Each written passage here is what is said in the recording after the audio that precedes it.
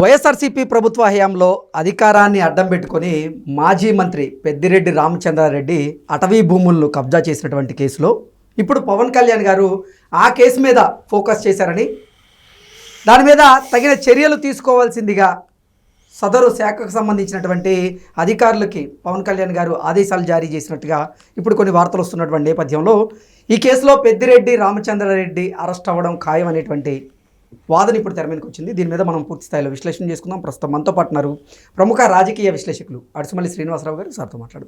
Sir నమస్తే. Sir నమస్కారం అండి. అటవీ భూములను కబ్జా చేసినటువంటి కేసులో పెద్దిరెడ్డి రామచంద్రారెడ్డి అరెస్ట్ అవ్వడం ఖాయమని, ఇప్పుడు ఆ కేసు మీద పవన్ కళ్యాణ్ గారు ఫోకస్ పెట్టారని, అసలు ఆ కేసులో ఏం జరిగిందో, ఒకవేళ నిజంగా కబ్జా జరిగి ఉంటే మాత్రం పెద్దిరెడ్డి రామచంద్రారెడ్డి మీద చర్యలు తీసుకోండి అంటూ సదరు అధికారులకి పవన్ కళ్యాణ్ గారు ఆదేశాలు జారీ చేసినట్లుగా కొన్ని వార్తలు వస్తున్నాయి. ఏం జరగబోతుంది సార్ అసలు? ఏం లేదండి, ఇప్పుడు పెద్దిరెడ్డి రామచంద్రారెడ్డి గారు భూములు కబ్జా చేసాడు, అరాచకం చేస్తున్నాడు. పొంగనూరు ఏరియాలో అతను ఒక డాన్ అనేటువంటి విషయం అందరికీ తెలుసు. ఎర్రచంద్రం అని ఎన్నాళ్ళ పాటు ఆగటమే, ఫైల్ దహనం, ఫైల్ తగలెట్టేశారు, ఇన్ని రకరకాల ఆరోపణలు ఉన్నాయి. అవినీతే కాకుండా అరాచకం కూడా చేశాడు అతను. సార్ అయినా సరే అతని జోలికి ఎవరు వెళ్ళలేదు అనేటువంటి అందరికీ విచిత్రంగా, అందరికీ ఆశ్చర్యంగా కూడా ఉంది. సర్లే, బెటర్ లేట్ దాన్ని ఎవరు అన్నట్టుగా ఇప్పటికైనా సరే పవన్ కళ్యాణ్ గారు ఆ అధికారుల మీద చర్యలు తీసుకుంటూ అంటున్నాడు, కానీ పెద్దిరెడ్డిని గురించి అంటలేదు. ఆయన ముందు అర్జెంటుగా లాగేసుకోవాలి కదా. అవును. అటవీ భూముల్లో మీరు వాకింగ్ పర్మిషన్ ఇవ్వలేదు మంగళగిరిలో. అక్కడ వాకర్స్కే పర్మిషన్ లేదు. లోకేష్ గారేమో ఒక ప్రామిస్ చేశాడు, మీ అందరికీ ఫ్రీగా వాకింగ్ చేసుకుని వస్తే రుసుము లేకుండా అన్నాడు. కానీ అక్కడ అటవీ చట్టాలు ఒప్పుకోలేదు. ఇక్కడ మ్యాండేటరీ అండి, దేశం అంతా కూడా అలాగే తీసుకుంటారు, డబ్బులు ఎంతో కొంత కట్టాలి అని అడిగితే అది నేను కట్టేస్తాను అన్నాడు ఆయన హామీ ఇచ్చినందుకు. అలాగా మన కాసిన ఆయన సత్రం ఉంది. అటవీ భూముల్లో ఉంటే చట్ట ప్రకారం కోలగొట్టేయాల్సి వచ్చింది. తర్వాత మళ్ళీ లోకేష్ గారు సముద్రంలో ఇచ్చి కట్టించాడు. అంటే మీకు అటవీ చట్టం అనేటువంటి చాలా కఠినంగా ఉంటుంది. ఇలాంటి దొంగల బ్యాచ్కి అది సులువుగా మారిపోయింది. అధికారులు ఎందుకు అవకాశం ఇచ్చారో, ఇప్పుడు మీరు నేను మళ్ళాటి సామాన్యులు వచ్చిన కొమ్మ నరుక్కుని వెళ్తుంటే నువ్వు ఎక్కడ తెచ్చావు, ఎంత తెచ్చావు అని చెప్పి దోలు తీర్చేస్తారు. అవును. ఏంటండి, కేజీ చింతపండు తెచ్చుకోలేదని తెలుసా మీకు? ఆ చట్టం అలా ఉంటుంది. ఏజెన్సీ ఏరియా నుంచి 10 కేజీలు చింతపండు తింటే చూద్దాం మీ బండి కట్టుకుని. ఏంటండి, అలాంటిది ఎకరారా? అవునా, తెలుసా మీకు? అవును సార్. ఏజెన్సీల్లో చట్టాలు ఎలా ఉంటాయో, ఆ శీకాకాయ అటవీ ఉత్పత్తులు ఉంటాయి కదా, అవి ఇష్టపడి తెచ్చి దొబ్బుతాయని కుదరదా? ఆ గిరిజన కార్పొరేషన్ అవి వాటి ద్వారా కొనుక్కోవాలి బయట అంతే మీరు. లేదంటే ఎప్పుడో దోసేద్దరు వీళ్ళంతా వెళ్ళి. అయినా వాళ్ళ పనులు చేస్తూ ఉంటారు ఏదో రకంగా పక్కదారులు. ఇప్పుడు బహిరంగంగా ఆవిడ చేయలేడు. అది చేసి కొద్ది కొద్దిగా చేసుకుంటారు. ఆ గిరిజనులకు ఏదో డబ్బులు ఇచ్చి కొంచెం రూపాయి తక్కువ కొనుక్కుని ఏదో రకం దొంగసాటుకు తెచ్చుకుంటారు భయపడతా. వీళ్ళు బహిరంగంగా గొడ్లు కూడా తీసేసుకుని వ్యవహారం చేశారు వీళ్ళు. ఆ భూములు తెప్పేసి అందులో పెద్ద పెద్ద భవంతులు కట్టేసి నా సర్వెంట్ క్వార్టర్స్ అంటాడు అతను. చూసారా ఎలాగ ఉన్నదో, విలాసవంతమైన భవనం. వాళ్ళు ముందు అర్జెంటుగా స్వాధీనం చేసుకుని తను ఆక్రమించినందుకు, అటవీ చట్టాలను అతిక్రమించినందుకు అతను అరెస్ట్ చేయాలి ఫస్ట్.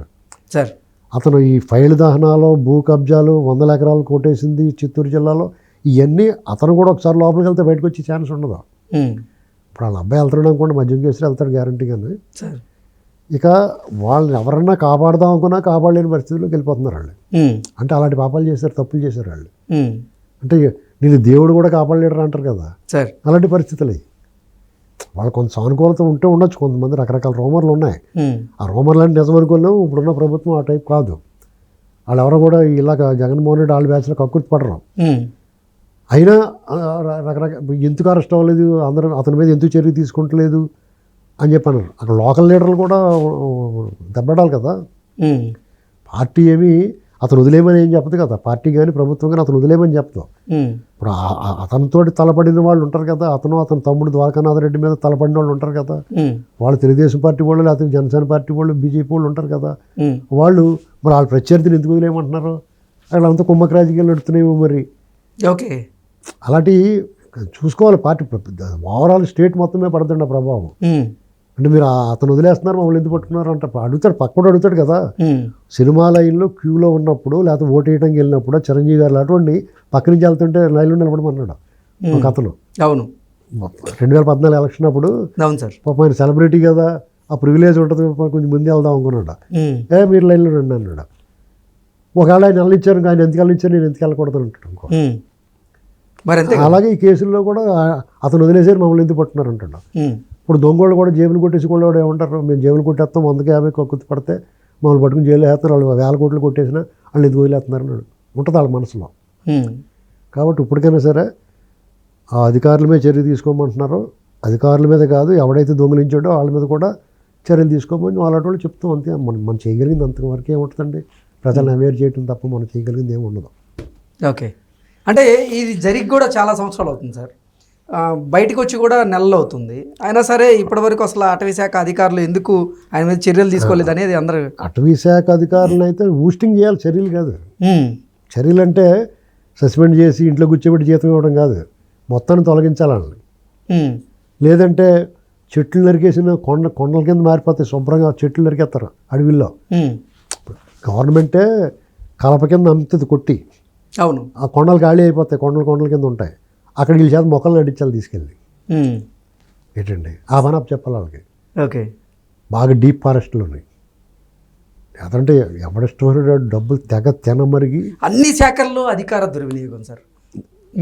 అంటే మెయిన్గా చెప్పాలంటే పెద్దిరెడ్డి రామచంద్రారెడ్డి కుటుంబ సభ్యులు ఎవరైతే ఉన్నారో వాళ్ళ పేర్లు అనేక కుంభకోణాల్లో వినపడుతూ ఉన్నాయి. ప్రధానంగా మద్యం కుంభకోణంలో, ఇసుక మాఫియాకి సంబంధించి, అలాగే మైనింగ్ మాఫియా, ఇలా ప్రతి దాంట్లో కూడా పెద్దిరెడ్డి రామచంద్రారెడ్డి కుటుంబం పేరు అయితే పక్కాగా వినపడుతుంది. మరి వారి కుటుంబం మీద ఇప్పటివరకు ఎందుకు చర్యలు తీసుకోవట్లేదు? అదే ఆ విషయంలో ప్రజలందరూ చాలా సందేహంగా ఉందండి. చాలా ఈ ప్రభుత్వానికి కళంకం వచ్చేలా ఉంది.